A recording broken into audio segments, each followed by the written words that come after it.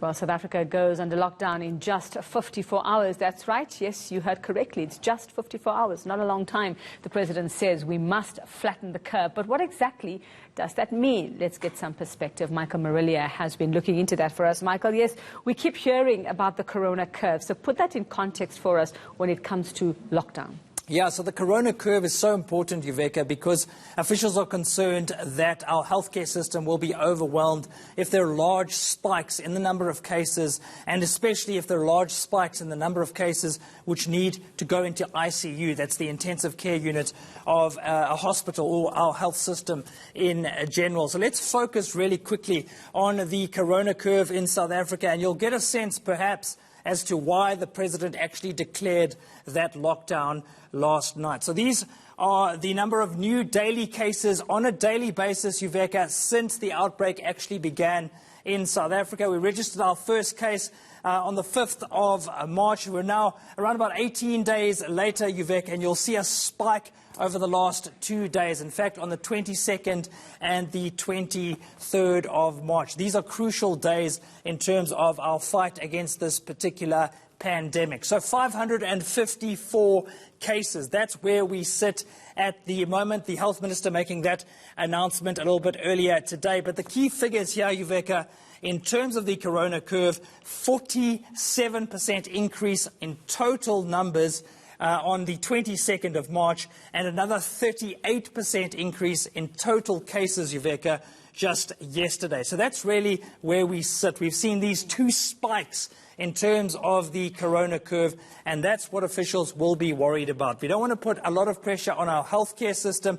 It's much easier to manage if we see slower progressive development in terms of the spread of this disease. Well, and I know we have to say this all the time, Mike, but these are the cases that we know of. Yeah. These are the ones that have gone to be tested. We don't know how many more are out there, and that could be explosive. So this virus, as we know, turning the world on its head. And, you know, many other countries going into lockdown as well. Some doing it a long time ago, countries like South Korea, China as well. So what have we learned from countries that have started doing this already before us? Well, I think we've learned quite a lot from Italy, tragically enough, Yuveka. In fact, they introduced their lockdown almost 6 weeks after their first case was actually identified, and it seems that they really are paying the price for that. In terms of the lockdown itself in Italy, Yuveka, they actually implemented it on the 10th of March, and it's taken between 10 and 14 days for it to actually yield results. We are only now starting to see a slight dip in terms of the number of new cases on a daily basis. So that's very important, and the health minister did actually touch on that during his briefing a little earlier today, saying it will take time for South Africa's lockdown to produce some kind of results. Let's listen to him very quickly. We expect that the numbers will still increase. I hate to give you guessworks, but we still expect the numbers to increase for the next week. But once our whole program tightens up strongly, and we expect that probably if there should be a change, we should probably start seeing it not next week, but probably towards the end of the second week or maybe the third week.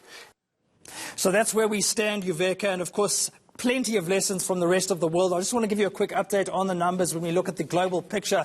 So let's take a look at the corona curve for the planet as it tries to battle against this particular pandemic. As you can see, Yuveka, the rest of the world still very much in the thick of it. Take a look at this curve since the 24th of February. We're basically tracking it for the past month, and you can see that we hit a new high in terms of the number of new daily cases just yesterday, Yuveka. In fact, more than 40,000 new cases on the 23rd of March. And that was an important milestone because it took the number of global cases above 300,000. In fact, now standing, Yuveka, at 330,000 cases across the globe. And in fact, in a single day, more than 40,000 cases. Importantly, that represents an increase of around about 14% Uveka, in a single day. Remember, we're talking just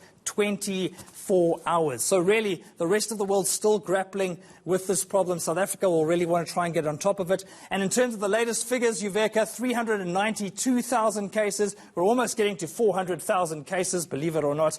And in terms of the total number of deaths, the Johns Hopkins University telling us we're now at more than 17,000 deaths across the planet. So it seems, Uveka, the lessons here from the rest of the world: act, and act as quickly as you can. Yeah, and I think, you know, we can also touch wood when we say this. We haven't had a COVID-19 death in the country yet. So I think we've done the right thing at the right time. Okay, Michael Marillier, thank you so much.